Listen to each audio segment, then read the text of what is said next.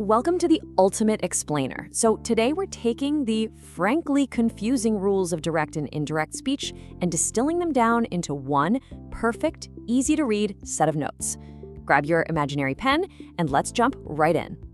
Here's our agenda for today. We're going to cover the basics, the 4 sentence types, compound and complex rules, special cases, advanced rules, and then we'll wrap it all up with some exam practice. All right, Section 1, Basics. Let's lay down the foundational rules of reported speech. Okay, so here is our core formula. When you're moving from direct, exact words to indirect, reported words, notice how the word that is sitting there in brackets. It's totally optional, but honestly, using it makes your sentence so much cleaner and easier to read. Now, there are 3 fundamental conversions you've got to make every single time. First, tenses shift backwards, so present becomes past.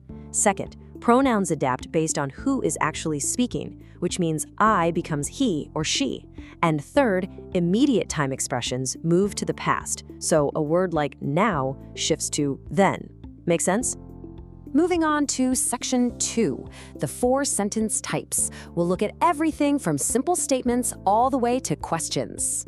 For standard affirmative statements, we just apply our normal back shifts. We use that and literally push the tense back in time. So if someone says, I am cooking, it smoothly back shifts to she was cooking.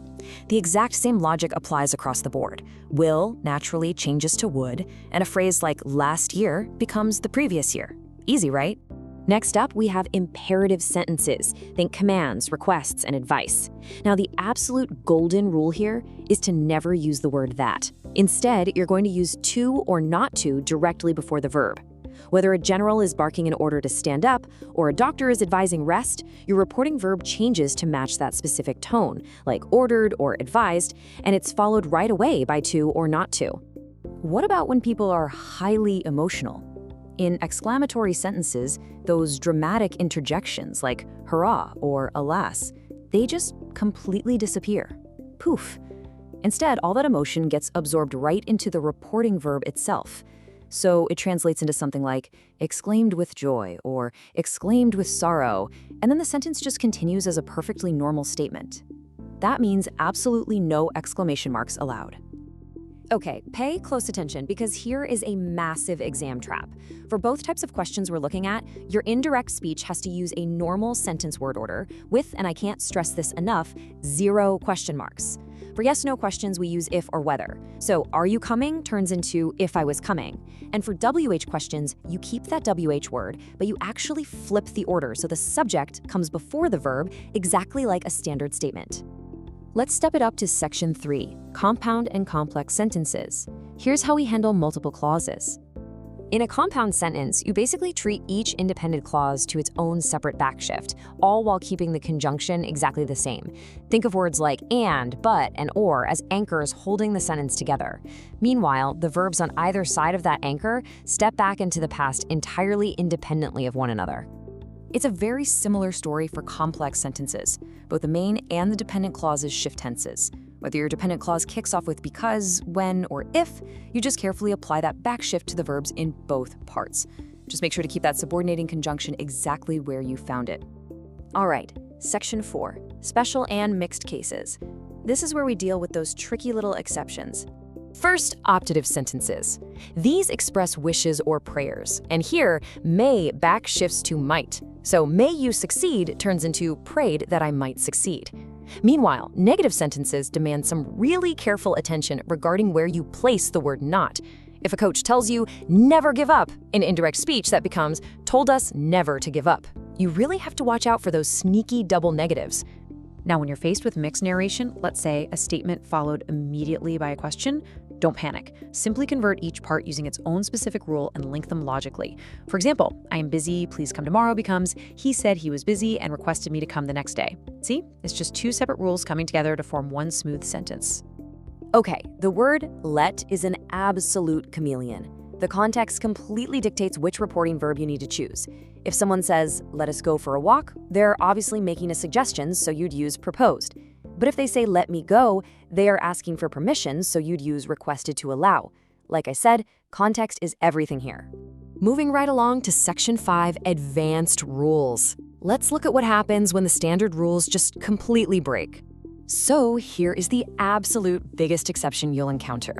Universal truths or present tense reporting verbs act like an impenetrable shield.